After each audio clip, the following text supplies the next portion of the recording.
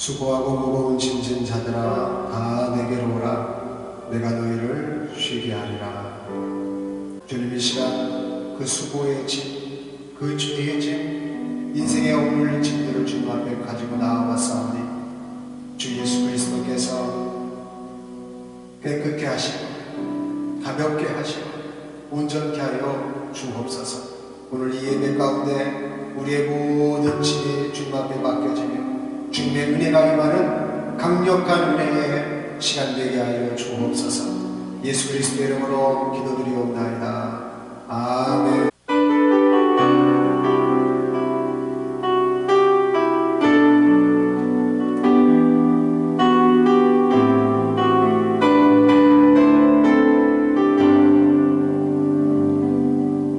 십자가 그늘 아래 주의 손소로 가네. 주의 풍성한 긍휼 나를 이끄시네. 나의 영혼이 주를 간절히 바라나이다. 주의 완전한 임재 날 새롭게 하네. 주의 마음 보이소서. 이끄소서 아버지의 심장으로.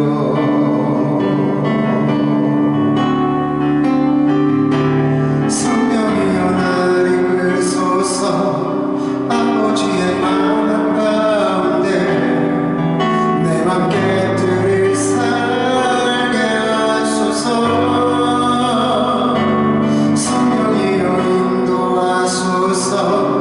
삶의 주뜻 이루어지나.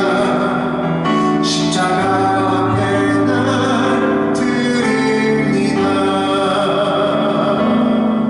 십자가 그늘 아래 주의 성소로 가네. 주의 풍성한 긍휼 나를 이끄시네.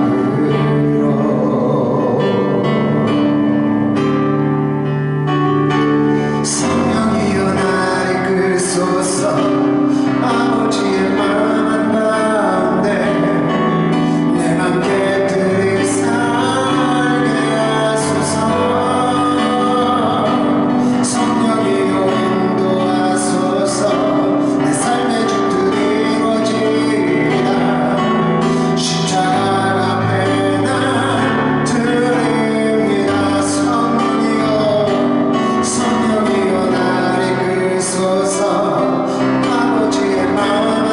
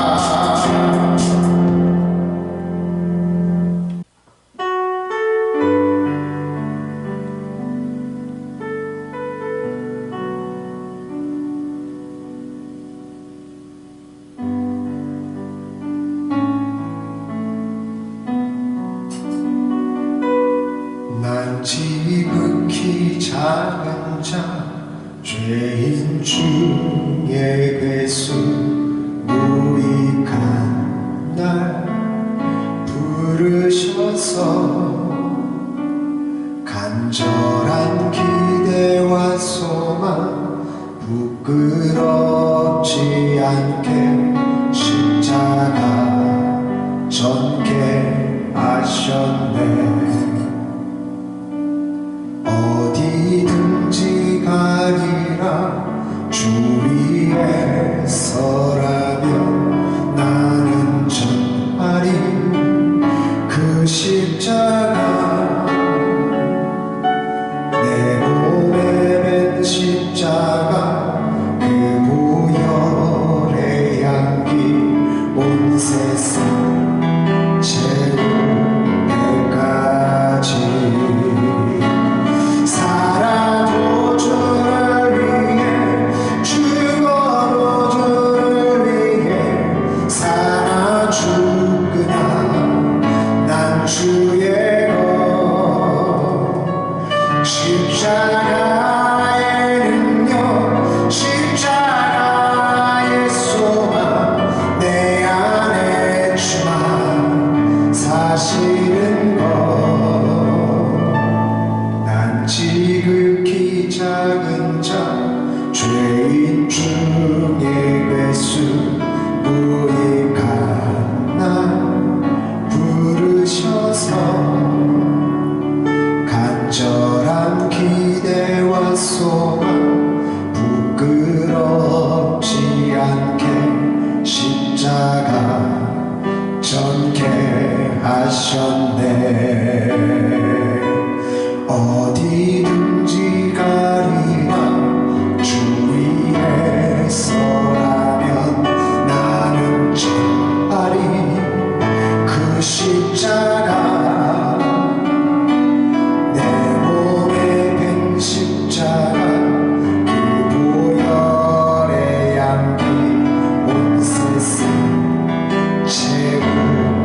채우기까지.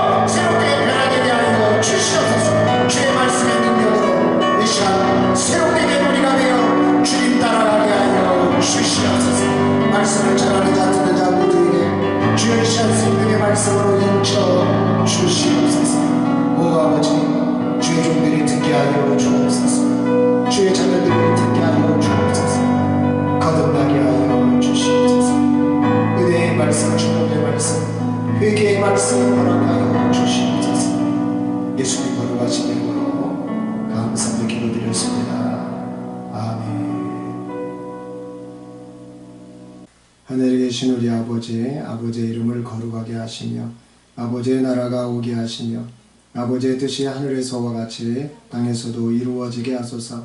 오늘 우리에게 일용할 양식을 주시고 우리가 우리에게 잘못한 사람을 용서하여 준 것 같이 우리 죄를 용서하여 주시고 우리를 시험에 빠지지 않게 하시고 악에서 구하소서. 나라와 권능과 영광이 영원히 아버지의 것입니다. 아멘. 오늘 이 시간 우리에게 허락하신 하나님의 말씀은 신약성경 마가복음 11장 1절로 10절의 말씀입니다. 이제 하나님의 말씀을 받들어 제가 봉독할 때에 오늘 우리 각자에게 주시는 하나님의 음성을 들으시길 바랍니다. 그들이 예루살렘에 가까이 와서 감난산 벳바게와 베다니에 이르렀을 때에 예수께서 제자 중 둘을 보내시며 이르시되 너희는 맞은편 마을로 가라. 그리로 들어가면 곧 아직 아무도 타보지 않은 나귀 새끼가 매어 있는 것을 보리니 풀어 끌고 오라. 만일 누가 너희에게 왜 이렇게 하느냐 묻거든 주가 쓰시겠다 하라.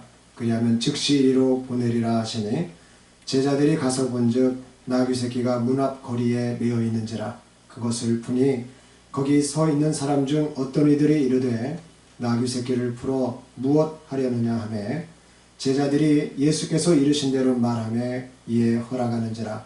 나귀 새끼를 예수께로 끌고 와서 자기들의 겉옷을 그 위에 얹어 놓으매 예수께서 타시니 많은 사람들은 자기들의 겉옷을 또 다른 이들은 들에서 벤 나뭇가지를 길에 펴며 앞에서 가고 뒤에서 따르는 자들이 소리 지르되 호산나 찬송하리로다. 주의 이름으로 오시는 이여 찬송하리로다. 오는 우리 조상 다윗의 나라여 가장 높은 곳에서 호산나 하더라.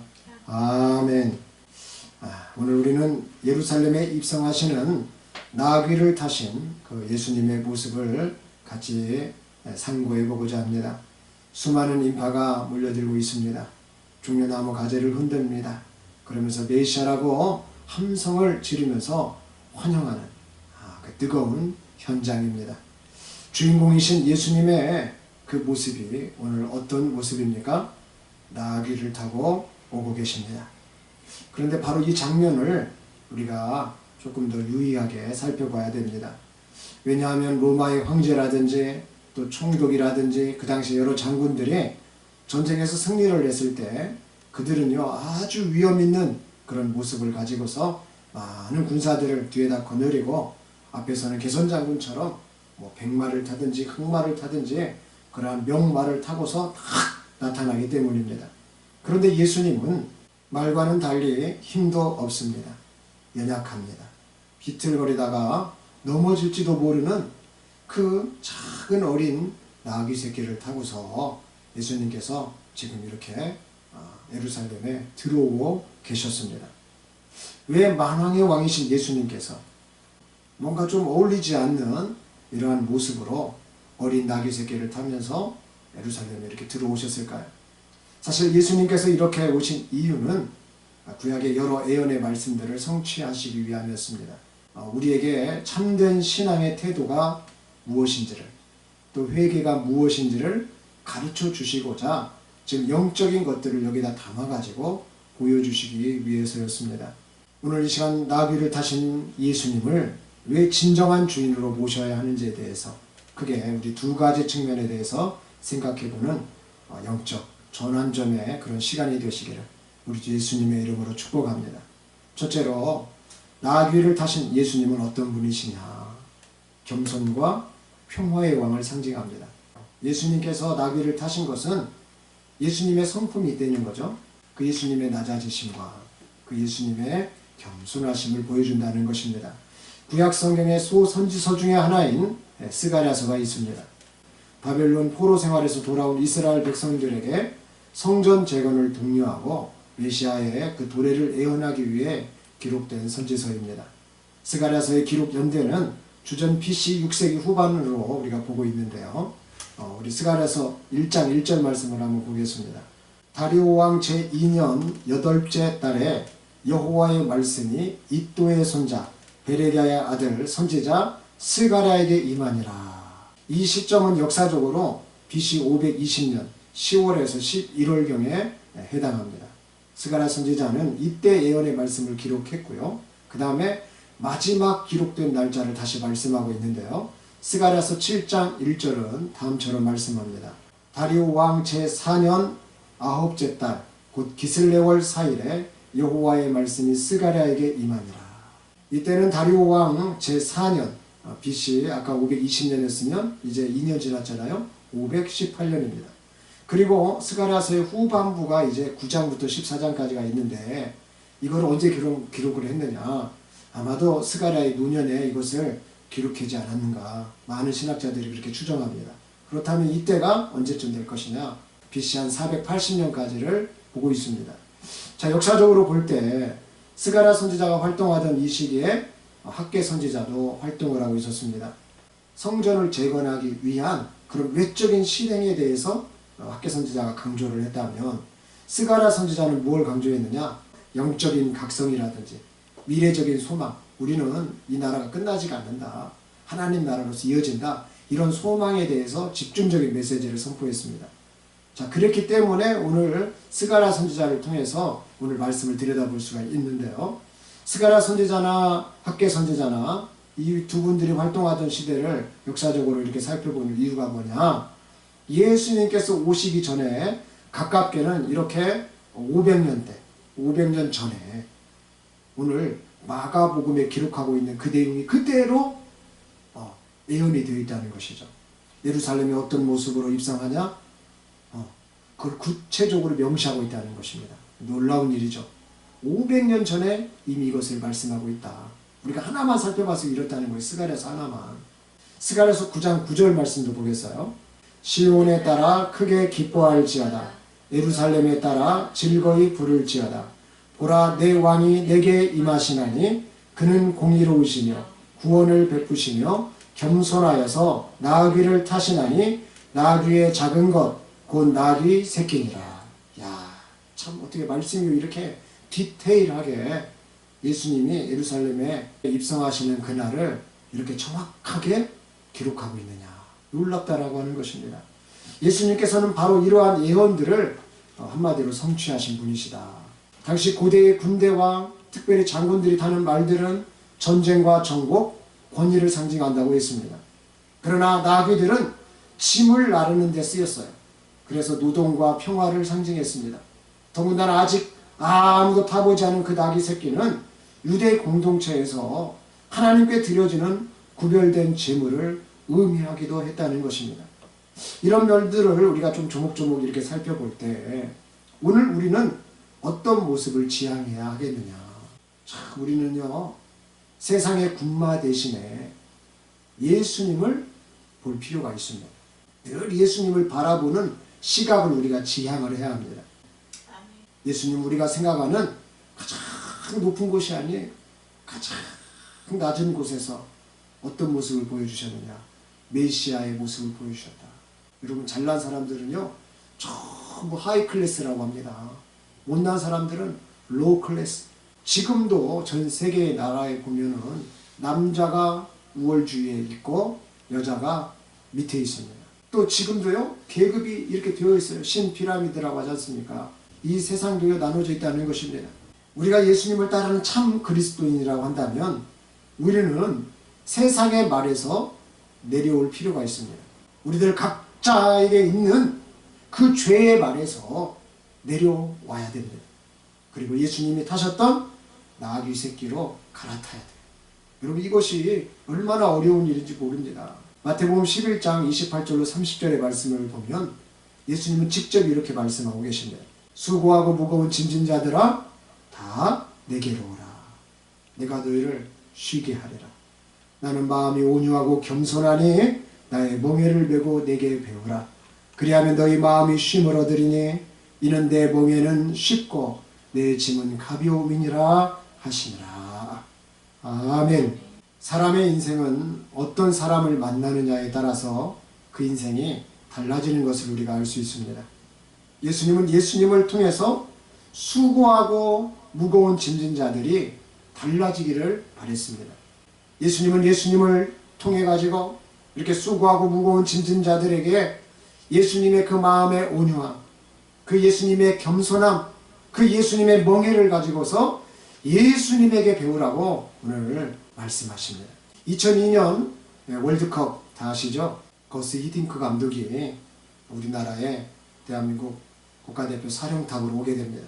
그때 한국의 대한민국을 대표하는 축구 선수들로 뽑혔던 그런 선수들은 2002년 월드컵이라고 하는 그 무대에서 이 거스 히딩크 감독의 지도를 잘 받게 되죠. 그러면서 약한 체력도 강해지고 기술들도요 이렇게 보강을 하면서 우리나라가 어떻게 됩니까?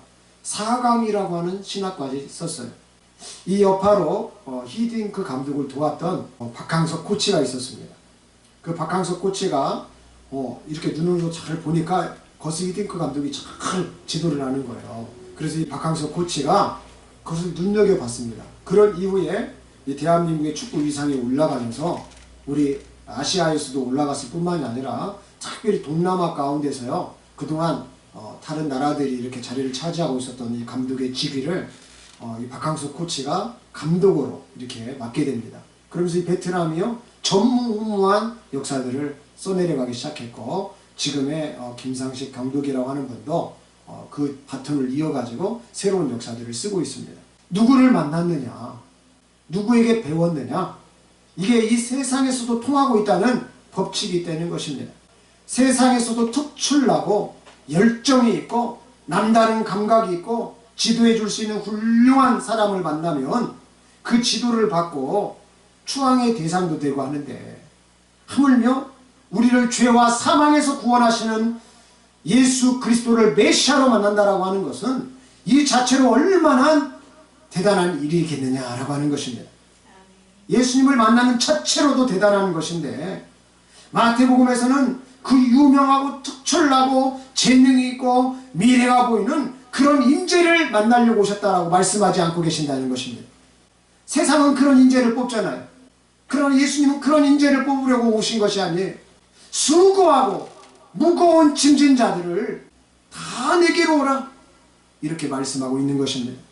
예수님은 일상의 삶에서 원수마귀에게 짓눌리고 열심히 일하면서 땀 흘리면서도 살아가는데도 그 사정이 여의치 않고 어려운 그 수고로운 인생을 향해서 그 수고하고 무거운 짐진 것들 가지고 다 내게로 나아오라.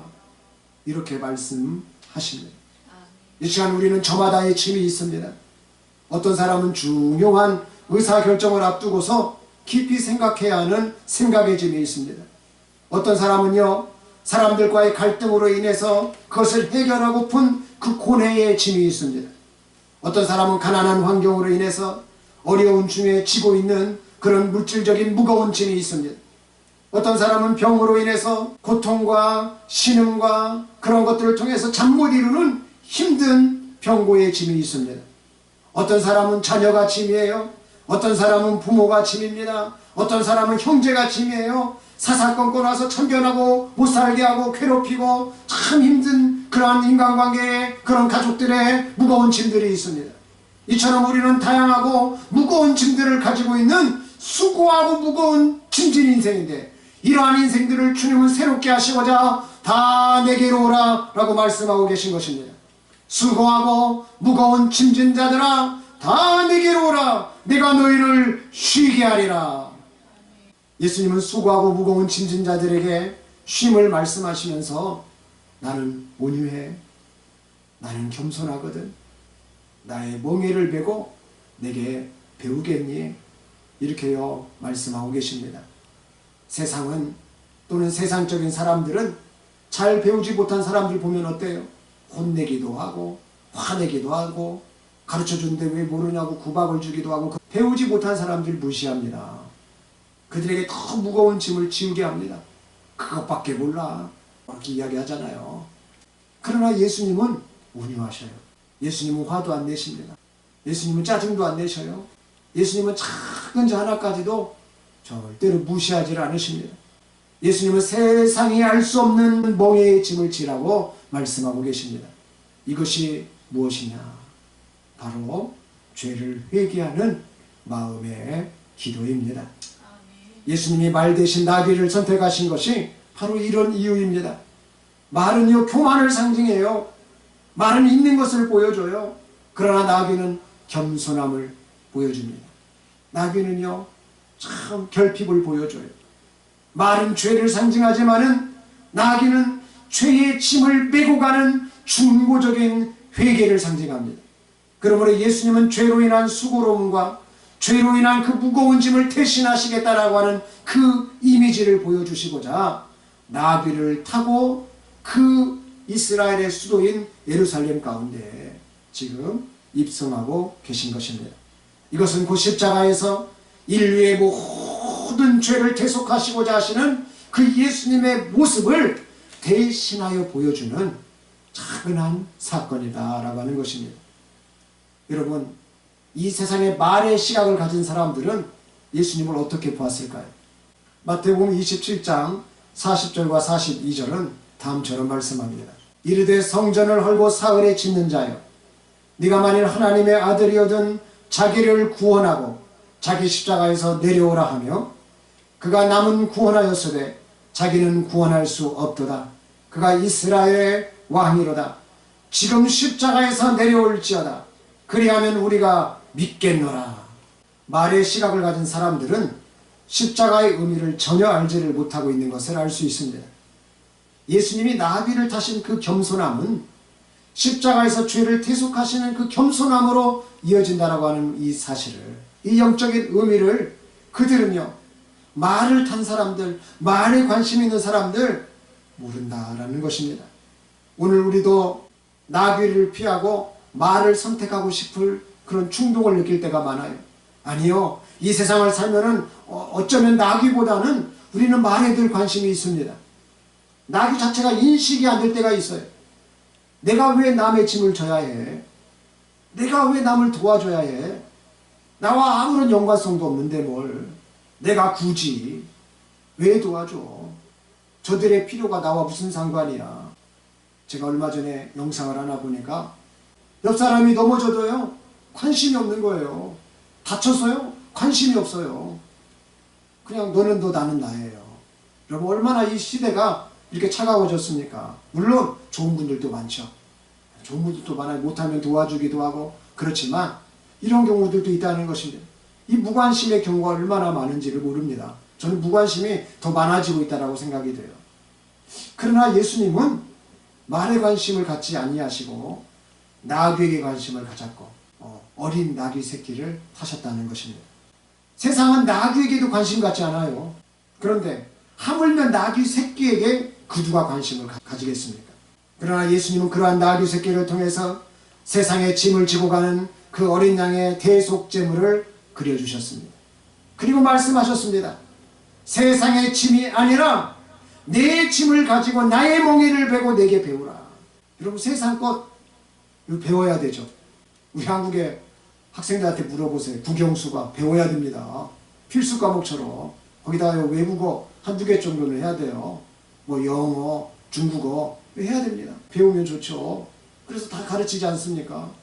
세상적인 거 많이 배워야 됩니다. 그러나 예수님은 세상적인 거 배우지 말고 내 것 좀 배울래 말하고 있어요. 왜요? 우리가 세상에서 살기 위해서는 세상 것을 배워야 됩니다. 그런데 천국에 가기 위해서는 무엇을 배워야 된다? 천국의 것을 배워야 된다. 이것을 예수님이 지금 압축해서 보여주시는 것이에요. 세상의 짐은 죄의 짐입니다. 그러나 예수님의 멍에는 그 죄의 짐을 버리는 회개입니다. 세상의 관심은 죄에 있습니다. 예수님의 관심은 그 죄를 용서하는 데 있습니다. 세상의 관심은 보이는 사람, 보이는 건물, 보이는 차, 보이는 액세서리, 또 보이는 백, 온갖 보이는 외모에 있는 것입니다. 하지만 예수님의 관심은 그런 거 다 필요 없어요. 오직 한 영혼, 지옥에 떨어질 그 한 영혼, 천국에 오시기를 바라는 그 영혼, 오늘 또 붙잡고 쓰시고자 하는 그 영혼에 있다라고 하는 사실입니다. 주님께서 사랑하시는 우리 온 성도 여러분께 저는 말씀드립니다. 오늘 우리는 한 영혼이 구원을 얻기 위해서 전도해야 합니다. 오늘 나 자신도 영혼이 구원을 받기 위해서 예수님의 멍에를 베고 예수님께 배워야 합니다. 회개하다 보면 배우는 것이 있게 됩니다. 회개하다 보면 가벼워지는 것이 있습니다. 회개하다 보면 온유함이 무엇인지 말하지 않아도 알게 됩니다. 회개하다 보면 수고하고 무거운 짐을 예수님의 마음으로 받아들이게 됩니다. 그러므로 회개의 멍에를 베고 온유하고 겸손하신 어린 나귀 새끼를 타신 예수님 앞에 우리가 한 걸음 한 걸음 나아가면 주 예수님께서 우리의 멍에를 가볍게 해주시리라고 믿습니다. 끝으로 나귀를 타신 예수님은 어떤 분이신가요? 순종과 경배를 받으시는 분이십니다. 이스라엘 백성들은 자기들의 겉옷을 나귀 등에 얹고 또 길에 폈습니다. 당시 유대인들의 관습에서는 겉옷을 펴는 관습이 있었어요. 오늘날의 표현으로 한다면 이렇게 이해하면 좀 좋을 것 같습니다. 사랑하는 연인들이 있어요. 남자가 있고 여자가 있습니다. 어디 이렇게 길을 가다가 산책을 하게 됐어요. 공원 같은 데를. 그래서 공원 벤치에 걷다 보니까 조금 앉고 싶고 쉬고 싶어요. 이 여자분이. 그래서 오빠 저 좀 쉬고 싶어요. 딱 이야기를 하니까 이 오빠라고 하는 남자가 쫙 겉옷을 이렇게 벗더니 어떻게 했을까요? 여기 앉으라고. 여러분 잘 생각해 보세요. 뭐 연애를 하시는 분들은 뭐 그게 플러팅 기술이다 라고 말을 할 수도 있겠지만은 정말 사랑하는 연인이라면 또 내가 사랑하는 여인이라면 그 남자의 입장에서는요, 내 이 옷이 비싼 거 필요 있어요 없어요? 없습니다. 이게 진짜 남자예요. 뭐 드라이 할 거 생각하고 내가 이렇게 해가지고 옷을 더럽히면 엄마한테 욕 얻어먹겠네. 여러분 이렇게 막 생각을 하고 옷을 벗을까 말까 고민하는 건 남자예요. 남자는 내가 사랑하는 여자가 있다. 옷을 벗는다. 편다. 깐다. 앉으라고 한다. 싹. 여러분 이게요. 매너나는 것입니다. 이게 진짜 남자예요. 거기에 점수가 올라가는 것 아니겠습니까? 생각해 보세요. 이 남자에게도 자기의 겉옷은 소중한 거예요. 내 겉옷은 가치가 있는 거예요. 그런데 유대인의 옷은 밤에는 이불이 되어서 이렇게 유용하게 쓰이기도 했지만 낮에는 신분을 특별히 나타냈는데 이렇게 그 낮에 예수님께서 예루살렘에 입성을 하실 때에 자기들의 옷을 다 펴가지고 그 어린 나귀 새끼에 얹거나 그 다음에 길에다 펴거나 했던 이것은요, 나의 생명과 나의 주권을 오늘 메시아이신 당신께 오늘 이양합니다. 또 드립니다. 또 그렇게 인정합니다. 라고 하는 절대 복종의 그러한 고백이 담겨 있었다라고 하는 것입니다. 이러한 옷을 펴는 관심은 열왕기하 9장 13절 말씀을 보겠습니다. 무리가 각각 자기의 옷을 급히 가져다가 섬돌 위 곧 예후의 밑에 깔고 나팔을 불며 이르되 예후는 왕이니라 하니라. 열왕기하 9장은 북이스라엘의 역사에서 가장 급격한 변화가 일어났던 예후의 혁명 사건을 다루고 있습니다. 예후가 기름 부음을 받은 후에 동료 지휘관들이 이렇게 겉옷을 펴니다. 그리고 그 동료들이 그를 왕으로 추대한다라고 말을 하면서 이렇게 정치적이면서도 문화적인 배경을 담고 있는 지금 색채가 이때 이렇게 나타나는 것을 볼 수가 있습니다. 앞서 살아가는 여자를 향한 그 남자의 배려에 대한 이야기처럼 오늘날 수많은 시상식들을 보면 어때요? 전부 다 레드카펫이 이렇게 깔려 있습니다. 왜 깔아놔요? 그 연예인들을 팬들이 봐주겠다. 그런 공적인 어떤 존경함이 거기에 배어 있잖아요. 당시 예후가 이런 대우를 받았습니다. 그런데 이러한 관습은 고대 근동 지역에서나 왕이나 승전 장군을 맞이할 때 행해지던 보편적인 문화였습니다. 다윗을 한 예로 들어보면 되어요. 솔로몬을 우리가 생각해봐도 됩니다. 그들이 즉위식을 할 때요, 어땠습니까? 성소나 궁정에서 했습니다. 제사장이요, 선지자가 주도로 이루어지다 보니까 화려하게 깔 것들을 다 깔고, 그들은요 천을 깔고 막 금실을 놓아가면서 화려하게 했다는 것이죠. 그런데 예후의 경우는 좀 달랐어요. 시간이 많이 흘렀지 않습니까? 지금 예후는 전쟁터에서 하고 있어요. 특수한 상황에서 하고 있습니다. 같은 동료 지휘관들이 하고 있어요. 자발적으로 추대 방식으로 이 관습이 이렇게 흘러왔다는 것입니다. 자, 이제 오늘 말씀으로 돌아와서 생각해 보겠습니다.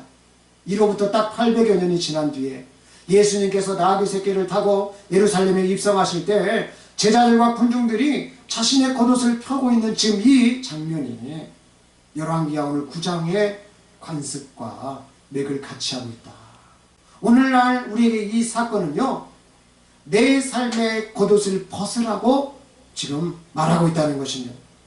주님의 발 안에 벗어버려라. 너가 정말로 진정한 왕으로 메시아로서 예수님을 맞이한다면 너의 겉옷을 벗어라.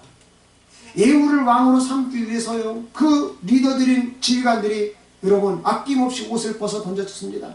그렇다면 오늘 이 시간 우리도 주님의 통치 앞에 우리가 나올 때, 주 예수님의 긍휼함의 그 은혜 앞에 나올 때, 여러분 우리는 불순종의 옷을 벗어버려야 되는 것이에요.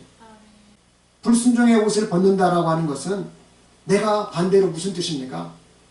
내가 주님께 순종하겠습니다 라는 의미인 것입니다. 나귀를 타신 예수님을 보면서 겉옷을 펴고 난 이스라엘 백성들은 호산나를 외쳤습니다. 이제 구원해달라는 것입니다. 로마의 압제로부터, 이스라엘의 북정 세력들로부터, 또한 다양한 이러한 정파들로부터 다 규합하고 다윗왕처럼 힘이 있는 메시아로서 오늘 우리 앞에 지금 이 이스라엘의 형국을 깨워달라는 것입니다. 시편 118편은 억압을 받던 이스라엘 백성들이 갈망하던 구원을 토해내는 기도입니다. 그것도 간절한 기도입니다. 이 중에서 오늘 우리가 하는 시편 118편 24절 27절 말씀을 같이 보기를 원합니다. 이날은 여호와께서 정하신 것이나 이날에 우리가 즐거워하고 기뻐하리로다. 여호와여 구하옵나니 이제 구원하소서. 여호와여 우리가 구하옵나니 이제 형통하게 하소서. 여호와의 이름으로 오는 자가 복이 있으며 우리가 여호와의 집에서 너희를 축복하였도다.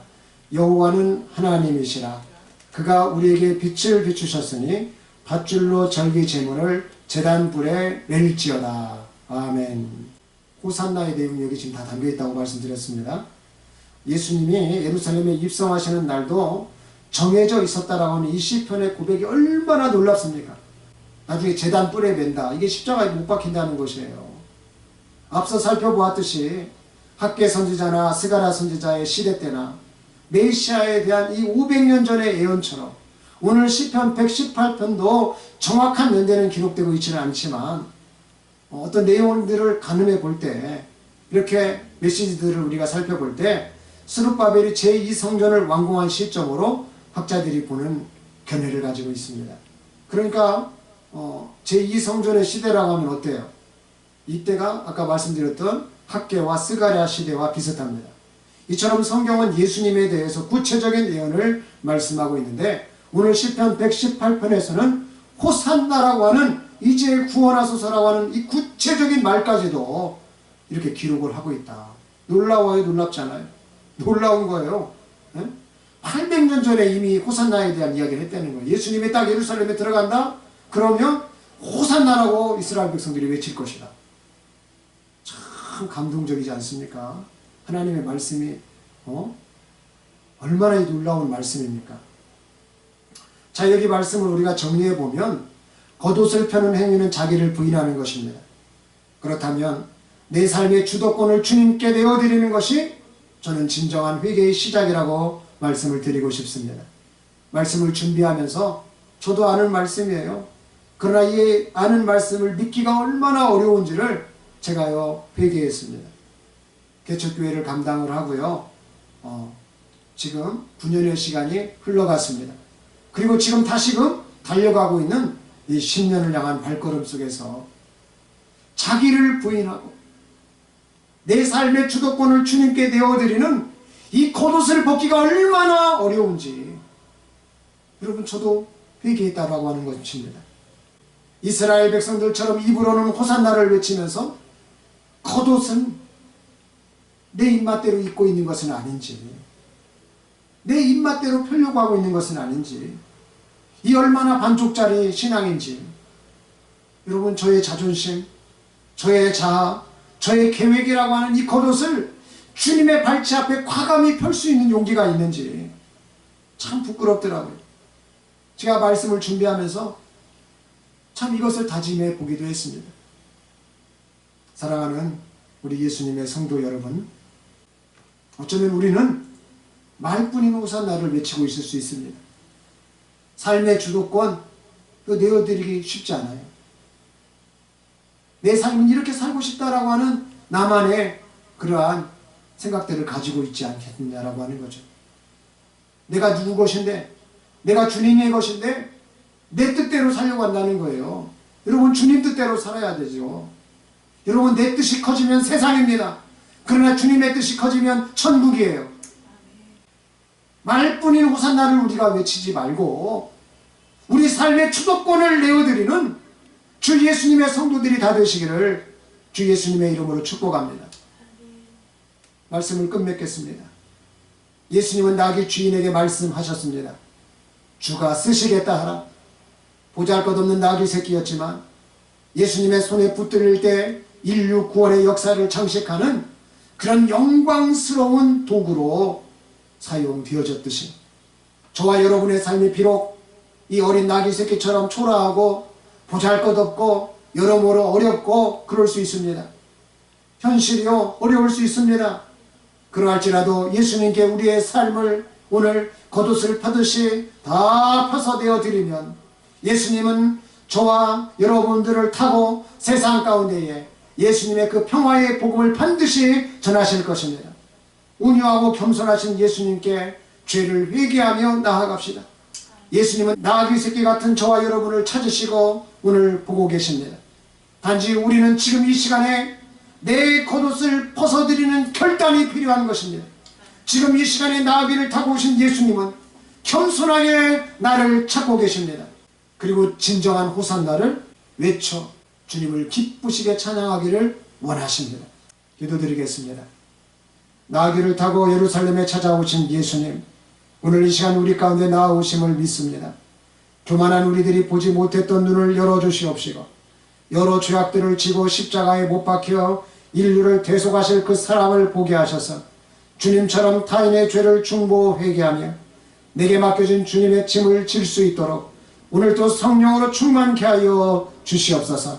바라기는 자존심의 옷을 주님이 타신 나귀 위에 놓게 하시고 자기를 부인하지 못하는 이 옷을 주님 가시는 길에 표기하시며 호산나를 외치며 예수님의 그 십자가의 길에 동참하는 저희 모두가 되게 하여 주시옵소서. 죄와 사망으로부터 우리를 구속하시며 수고하고 무거운 짐진 자들아 다 내게로 오라 내가 너희를 쉬게 하리라 말씀하시는 예수님 거룩하신 이름으로 기도드리옵나이다. 아멘.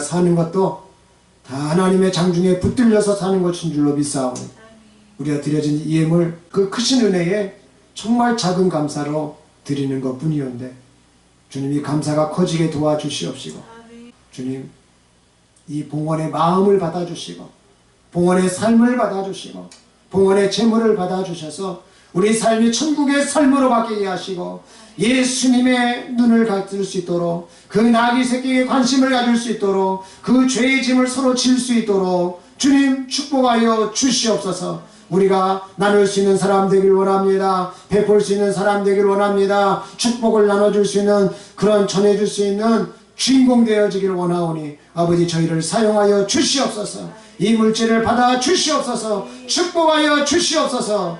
예수님 거룩하신 이름으로 봉헌하며 기도 올리옵나이다. 아멘.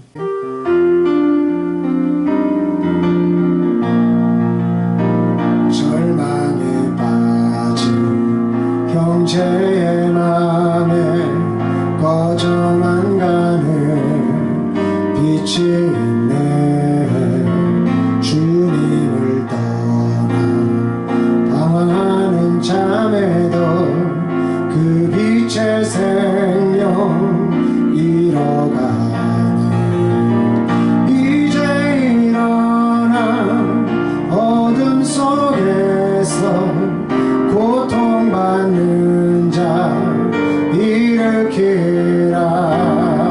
내 빛비춰라 모두 알도록 빛을 들고 세상으로 빛을 들고 세상을. 어린 나귀 새끼를 타시고 죄의 멍에를 지시고 십자가의 대속을 이루신 예수 그리스도의 그 희생의 사랑하심과 아들의 모습으로 이 땅에 오셔서 생명의 말씀을 주시며 우리를 너무나 사랑하시는 아버지 하나님의 그 지극하신 사랑하심과 오늘 또 온유함과 겸손함으로 멍에를 매게 하시고 예수님께서 이끄시는 대로 이끄실 수 있도록 나아가게 하시는 성령의 기름 부으심이 오늘 말씀을 듣고 나귀를 타신 그 예수님을 바라보며 수고하고 무거운 짐을 다 맡기며 더욱 회개함으로 저 천국을 사모하는 심령들 머리머리 위에 이제로부터 영원까지 함께 하시기를 간절히 축원하옵나이다. 아멘.